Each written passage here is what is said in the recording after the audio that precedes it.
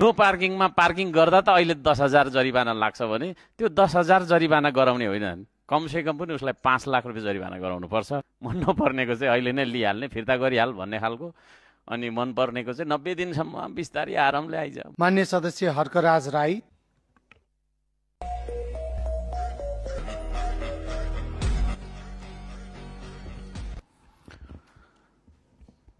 सम्माननीय सभामुख महोदय, सर्वप्रथम त यो हाम्रो उपस्थिति अत्यन्तै उदासीन छ।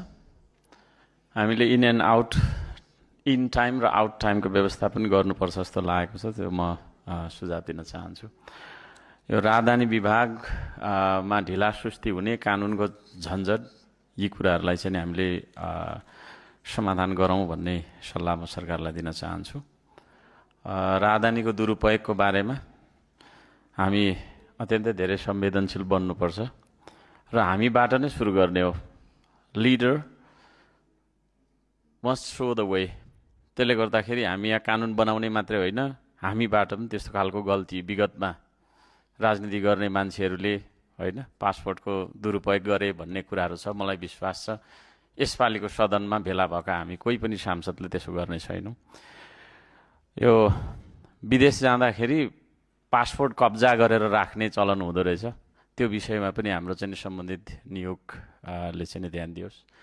एउटा कामदार जान्छ यहाँदेखि विदेश, अनि विदेश गइसकेपछि एउटा कम्पनीले उसको पासपोर्ट कब्जा गरेर राख्छ, अनि उसलाई चाहिँ नि जति दिनुपर्ने हो पारिश्रमिक त्यति नदिकन त्यहाँ कजाउँछ, दल्छ, अनेक परिको शोषण गर्छ। यो विषयमा हामीले ध्यान दिनुपर्छ।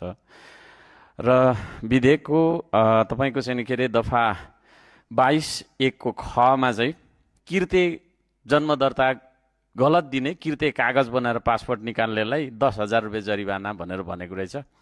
यो सरकारले नो पार्किङमा पार्किङ गर्दा पनि 10,000 लाग्छ होइन। नो पार्किङमा पार्किङ गर्दा त अहिले 10,000 जरिवाना लाग्छ भने त्यो 10,000 जरिवाना गराउने होइन, कमसेकम पनि उसलाई 5 लाख रुपियाँ जरिवाना गराउनु पर्छ भन्ने म सुझाव दिन चाहन्छु। त्यसरी नै विधेयकको तपाईँको चाहिँ नि दफा 16(1) को गमा चाहिँ यो कुनै पासपोर्ट चाहिँ 30 दिनभित्र फिर्ता दिइहाल्नुपर्ने, कुनै चाहिँ 90 दिनसम्म होल्ड गर्नुपर्ने भन्ने कुरा रहेछ। यसलाई पनि एकरूपता ल्याउनुपर्छ भन्ने सुझाव पनि म दिन चाहन्छु। र दफा 16 को 4 मा चाहिँ जुनसुकै बेला पनि फिर्ता लिन सक्ने भन्ने हिसाबको व्यवस्था लेखिएको रहेछ। जुनसुकै हिसाब भने बेला भनेको के हो त्यो व्याख्या गरिनुपर्छ जस्तो मलाई लाग्छ होइन। जति नै खेर अब त्यो चाहिँ मान्छे हेरेर हुन्छ कि बा, मन नपर्नेको चाहिँ अहिले नै लिइहाल्ने, फिर्ता गरिहाल भन्ने खालको, अनि मन पर्नेको चाहिँ 90 दिनसम्म बिस्तारै आरामले आइज भन्ने खालको सुविधा हो कि त्यस्तो खालको हुनुहुँदैन। कानुन भनेको एकरूपताका साथ चाहिँ लागू हुनुपर्छ। यो सर्भर ढिलो भयो भन्ने बहानाबाजी पनि हामीले गरिरहेका हुन्छौँ र सम्बन्धित मन्त्रालयले त्यसतर्फ पनि ध्यान दियोस् भन्ने सुझाव दिन चाहन्छु। नमस्कार।